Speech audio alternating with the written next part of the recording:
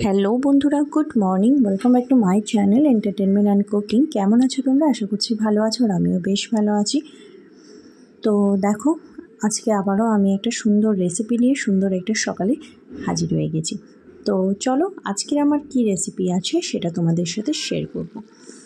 তো আমি আজকে তোমাদের সাথে যে রেসিপিটা শেয়ার করব সেটা হলো রায় খয়রা মাছের ঝাল।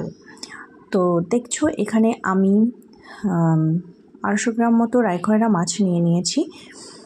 আর এই যে দেখছো, সব মাছগুলো সমান নেই, এখানে কিছু মাছ বড় আর কিছু মাছ ছোট আছে। তবে যে সাইজটা প্রথমে আমি দেখালাম, এত বড় সাইজ হলে না এটা খেতে বেশি টেস্ট হয়।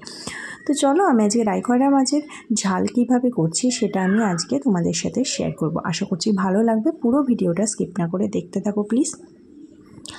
তো এখানে দেখো, এই মাছগুলোকে ভালো করে ধুয়ে বেছে নেওয়া হয়েছে। তারপরে এর মধ্যে সামান্য পরিমাণে নুন হলুদ মাখিয়ে এটাকে একটু রেখে দেব। ভালো করে মাখিয়ে নেব নুন হলুদটা। তো পরিমাণ মতো আমি হলুদ দিয়ে দিলাম, পরিমাণ মতো এই যে আমি নুন দিয়ে দিচ্ছি।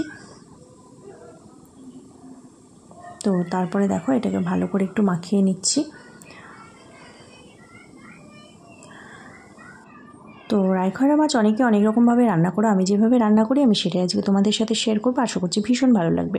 তো এখানে চলো, আমি গ্যাসের উপরে কড়াই চাপিয়ে দিয়েছি, কড়াইয়ে তেল দিয়ে দিয়েছি গরম হতে। তেলটা অলরেডি গরম হয়েও গেছে।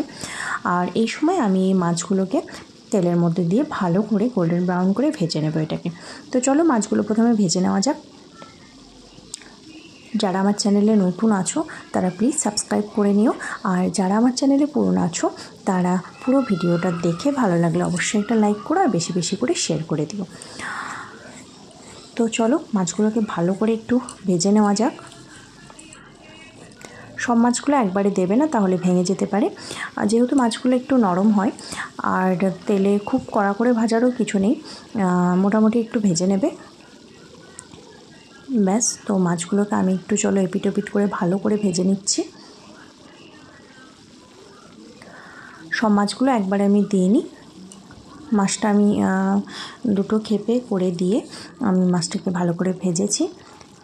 তো এই যে দেখো, মাছগুলো আমি এপিট ওপিট করে নিয়েছি, খুব অল্প টাইমের মধ্যে ভাজা হয়ে গেছে। এবার আমি এটাকে একটা জায়গায় তুলে নেব।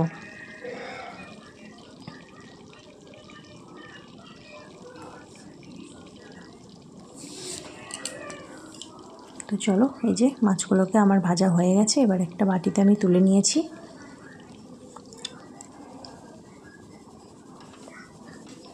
মাছগুলো ভেজে ঠিক এরকম হয়েছে দেখতে। চলো, বাকি মাছগুলো একইভাবে আমি ভেজে নিচ্ছি।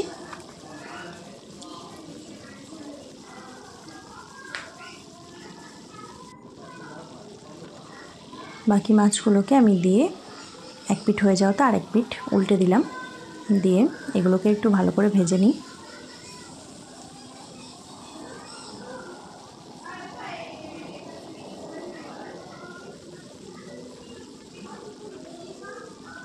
টাটকা মাছ হলে না, তেলটা একটু ভালো করে গরম না হলে দিলে পারে লেগে যাওয়ার চান্স থাকে। তো অবশ্যই তেলটা ভালো করে গরম করে নিয়ে তবে মাছগুলো দিয়ে এপিট এপিট করে ভেজে নেবে। তো চলো, এই মাছগুলোও আমার ভাজা হয়ে গেছে, এবার আমি একটা জায়গায় তুলে নিচ্ছি।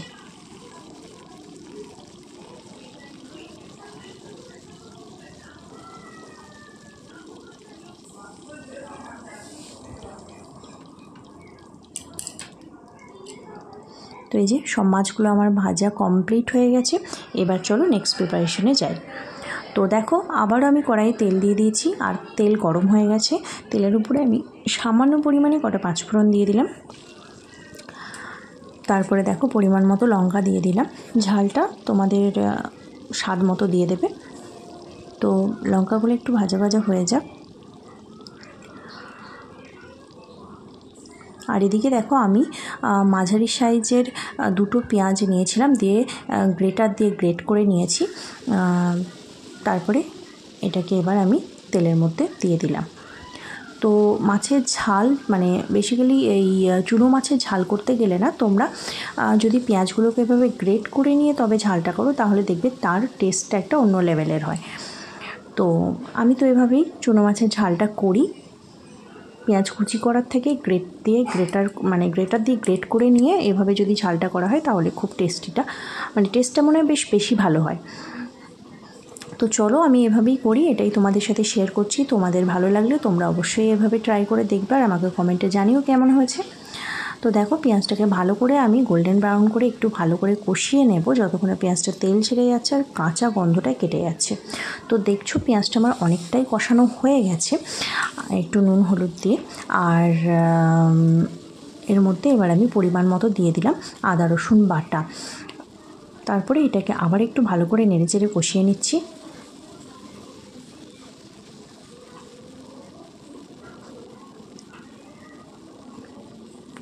তো এবার আমি এর মধ্যে পরিমাণ মতো জিরে ধনে গুঁড়ো দিয়ে দিলাম।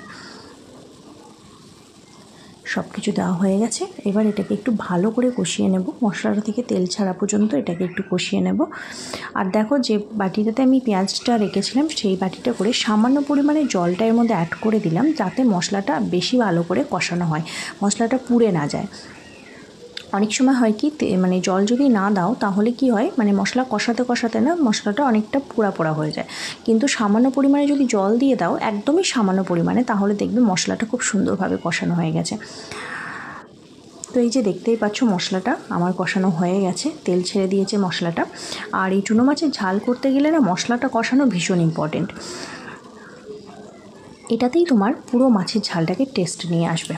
তো এদিকে আমার পেঁয়াজ মানে মশলাটা আমার কষানো হয়ে গেছে। এরপরে আমি এর মধ্যে পরিমাণ মতো জল দিয়ে দিলাম, যেহেতু ঝাল করব তাই খুব অল্প পরিমাণেই জলটা দিয়েছি।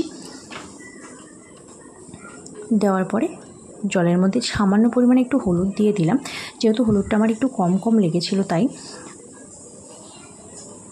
তো দেখো তারপরে এটাকে একটু নেড়েচেড়ে ভালো করে জলের সাথে মশলাটাকে মিশিয়ে নিচ্ছি আর এটাকে একটু ফুটতে দেবো জলটাকে। তো এই যে জলটা আমার বেশ ফুটে উঠেছে, ব্যাস এই সময় এবার আমি আমার ভেজে রাখা মাছগুলো এর মধ্যে অ্যাড করে দেব। ভেজে রাখা মাছগুলো আমি ফুটে ওঠা ঝোলের মধ্যে দিয়ে দিলাম। এরপরে খুন্তি দিয়ে নেড়ে এটাকে একটু ভালো করে ঝোলের মধ্যে ডুবো ডুবো করে দিচ্ছি। তারপরে দেখো আমার মশলাটা 2 মিনিট মতো একটু ওয়েট করেছিলাম, তারপরে দেখো মশলাটা বেশ মানে মাছের সাথে মাখো মাখো হয়ে গেছে। যেহেতু ঝাল করব তাই ঝোলটাকে আরেকটু আমি মারবো, তো এটাকে আরও একটু 2 মিনিট মতো হতে দেব। তো এই যে দেখো আমার ঝোলটা মরে এসেছে আর ঠিক এরকম একটা থিকনেসে দাঁড়িয়েছে। আমি এতটাই রাখবো, তোমরা চাইলে আরেকটু শুকা শুকা করতে পারো বা আরেকটু ঝোল করতে পারো। আমি একটু গ্রেভিটাই বেশি ভালো লাগে আমার মনে হয় মাছের ঝালটা। একটু ডালের সাথে গরম গরম ভাতে এরকম একটু মাছের ঝাল হলে না জাস্ট জমে যাবে, তোমরা ট্রাই করো। তো এই যে আমার মাছের ঝালটা কমপ্লিট হয়ে গেছে, গ্যাসটা আমি অফ করে দিয়েছি। চলো এবার এটাকে একটা জায়গায় ঢেলে নেওয়া যাক। তো আমি একটা জায়গায় এটাকে এবার আস্তে আস্তে ঢেলে নিচ্ছি।